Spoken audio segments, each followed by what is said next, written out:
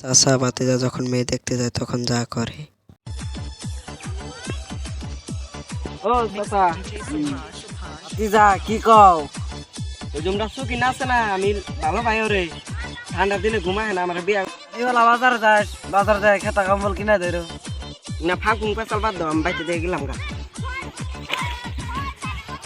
সকিনার মায় আছে কি? হ্যাঁ আছে। তাহলে তোর বিয়া কমপ্লিট। ভাতিজা দেখো ভাই।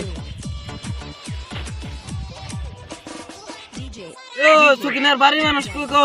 আহা ততরি। पहला पहला प्यार है।